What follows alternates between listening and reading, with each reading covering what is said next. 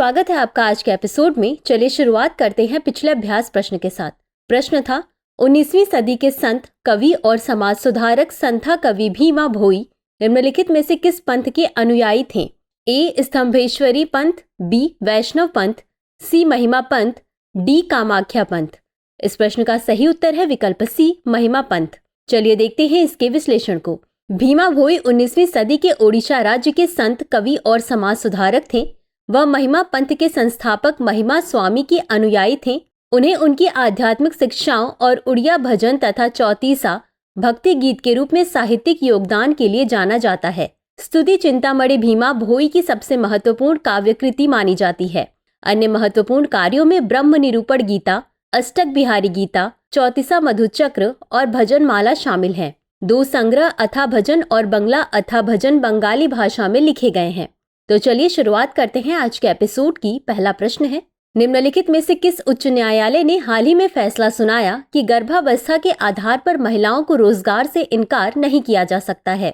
ए Uttarakhand, B Delhi, सी Chandigarh, D Allahabad. इस प्रश्न का सही उत्तर है विकल्प ए उत्तराखंड। चलिए देखते हैं इसके विश्लेषण को।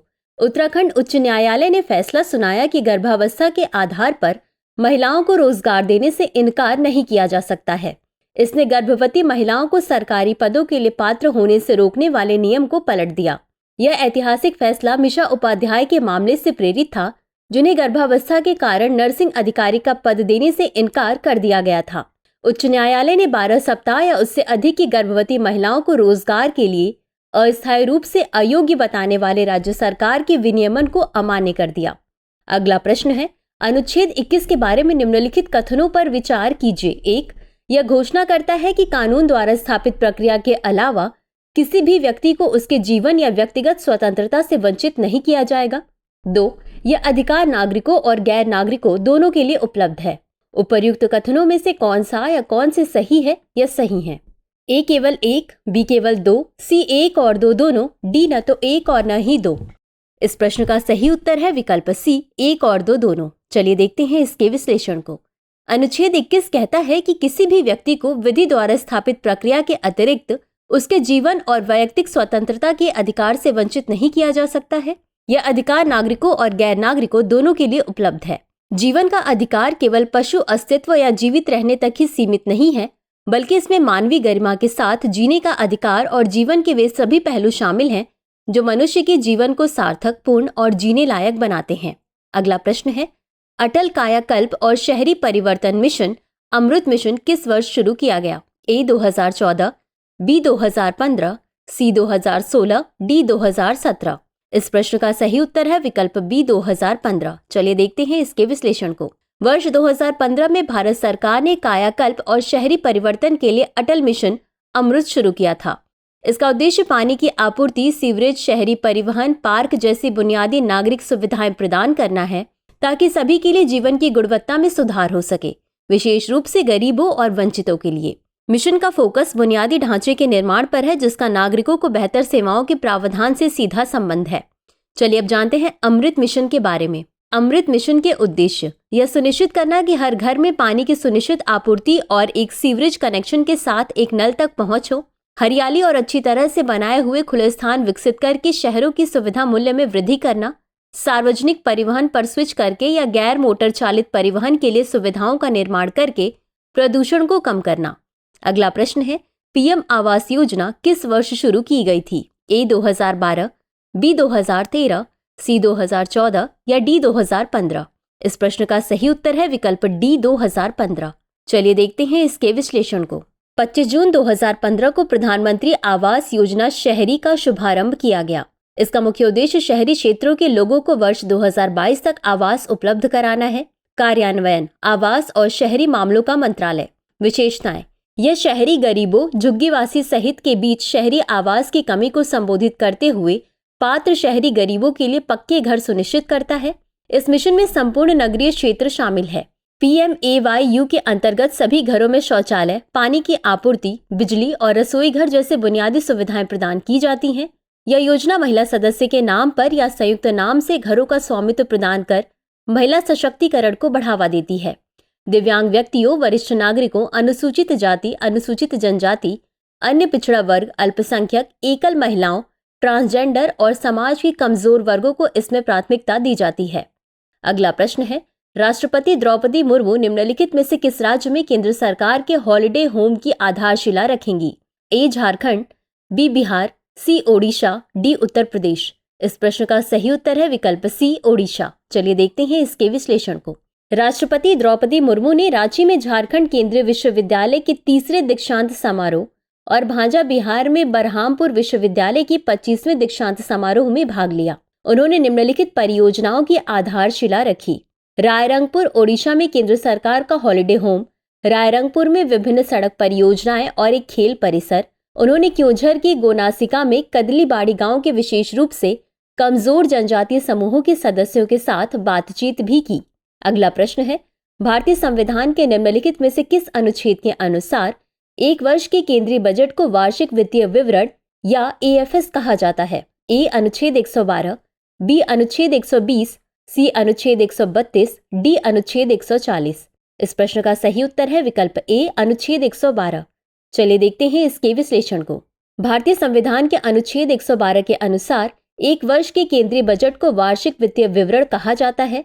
यह एक वित्तीय वर्ष में सरकार के अनुमानित प्राप्तियों और व्यय का विवरण है, जो चालू वर्ष में 1 अप्रैल से शुरू होकर अगले वर्ष 31 मार्च को समाप्त होता है। समग्र रूप से बजट में निम्नलिखित बिंदुओं को शामिल किया जाता है: राजस्व और पूंजी प्राप्तियों का अनुमान, राजस्व बढ़ाने के तरीके और साधन, व्यय अनुमान, पिछले वित्तीय वर्ष की वास्तविक प्राप्तियों और व्यय का विवरण तथा उस वर्ष में किसी भी कमी या अधिशेष का कारण, आने वाले वर्ष की आर्थिक और वित्तीय नीति अर्थात कराधान प्रस्ताव तथा नई योजनाओं या परियोजनाओं की शुरुआत। संसद में बजट 6 चरणों से गुजरता है: बजट की प्रस्तुति, आम चर्चा, विभागीय समितियों द्वारा जांच, अनुदान मांगों पर मतदान, विनियोग विधेयक पारित करना, वित्त विधेयक पारित करना। अगला प्रश्न है, नारायण धाम विश्व का एकमात्र ऐसा मंदिर है जहां भगवान कृष्ण अपने मित्र सुदामा के साथ नजर आते हैं। यह मंदिर किस राज्य में स्थित है? ए मध्य प्रदेश, बी उत्तर प्रदेश, सी गुजरात, डी राजस्थान। इस प्रश्न का सही उत्तर है विकल्प ए मध्य प्रदेश। चलिए देखते हैं इसके विश्लेषण को। राम वन गमन पथ को विकसित करने की योजना की घोषणा के बाद मध्य प्रदेश सरकार राज्य में भगवान कृष्ण से जुड़े स्थानों को भी विकसित करेगी। माना जाता है कि राम वन गमन पथ वह मार्ग है जिसे भगवान राम ने वन में वनवास के लिए जाते समय अपनाया था। मुख्यमंत्री ने पर्यटन एवं संस्कृति विभाग के अधिकारियों से कहा कि राज्य में भगवान श्री कृष्ण के भ्रमण स्थलों पर तीर्थयात्रियों के लिए भी आवश्यक व्यवस्थाएं की जाएं। भगवान कृष्ण मथुरा से उज्जैन में गए और ऋषि सांदीपनि के आश्रम में रहे, जहां उन्होंने विभिन्न कलाएं सीखी तथा वेदों का अध्ययन किया। धार जिले के अमझेरा स्थित नारायण धाम और उज्जैन जिले की महिदपुर तहसील का भी विशेष धार्मिक महत्व है। अमझेरा में शैव और वैष्णव संप्रदाय के कई प्राचीन मंदिर हैं तथा यह भगवान कृष्ण एवं रुक्मणी से जुड़ा हुआ है। नारायण धाम मध्य प्रदेश के धार जिले में स्थित है। नारायण धाम में विश्व का एकमात्र मंदिर है जहां भगवान कृष्ण अपने मित्र सुदामा के साथ नजर आते हैं। अगला प्रश्न है, हाल ही में भारत के नियंत्रक एवं महालेखा परीक्षक ने निम्नलिखित में से किस राज्य में PMAYG के कार्यान्वयन में अनियमितताओं की सूचना दी है? ए उत्तर प्रदेश, बी राजस्थान, सी मध्य प्रदेश, डी बिहार। इस प्रश्न का सही उत्तर है विकल्प सी मध्य प्रदेश। चलिए देखते हैं इसके विश्लेषण को। भारत के नियंत्रक और महालेखा परीक्षक ने मध्य प्रदेश में प्रधानमंत्री आवास योजना ग्रामीण यानी PMAYG के कार्यान्वयन में अनियमितताओं की सूचना दी है। महालेखाकार का कार्यालय वर्ष 1858 में स्थापित किया गया था, ठीक उसी वर्ष जब अंग्रेजों ने ईस्ट इंडिया कंपनी से भारत का प्रशासनिक नियंत्रण अपने हाथों में लिया था। वर्ष 1860 में सर एडवर्ड ड्रमंड को पहले ऑडिटर जनरल के रूप में नियुक्त किया गया। इसके कुछ समय बाद भारत के महालेखा परीक्षक को भारत सरकार का लेखा परीक्षक और महालेखाकार कहा जाने लगा।